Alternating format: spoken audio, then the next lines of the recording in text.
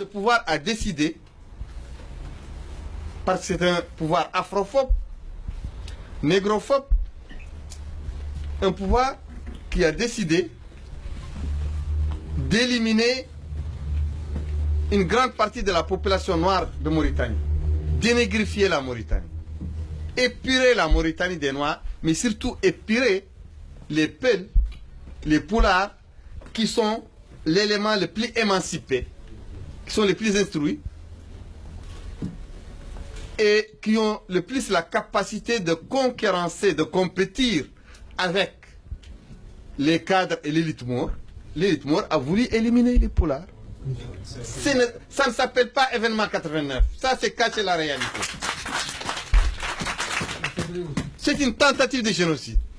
Moi et les gens de Hira, nous sommes pris pour cible du pouvoir, parce que le pouvoir nous traite d'extrémistes, parce que nous, on a dit cette vérité. Mais quand les autres parlent, ils disent événement 89, passif humanitaire. Qu'est-ce que ça veut dire? Il n'est pas passif, il est actif.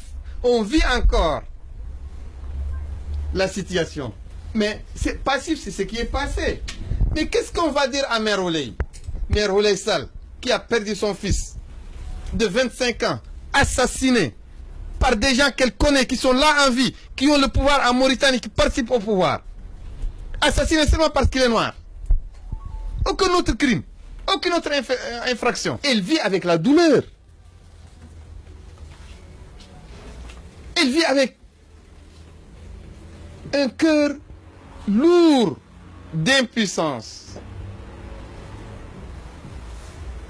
Elle est trahie par tout le monde quand les gens disent passif humanitaire. Rien n'est passé pour elle. Rien n'est passé pour les enfants des 28 soldats, officiers, sous-officiers qui ont été pendus, égorgés à Inal pour fêter l'indépendance, comme des moutons.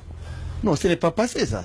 Ce n'est pas un passif humanitaire. Ce ne sont pas des événements de 89. Ce ne sont pas des événements entre le Sénégal et le Mali. C'est des événements entre les Mauritaniens et les Mauritaniens. C'est des événements entre les racistes mauritaniens et les victimes de racisme mauritanien.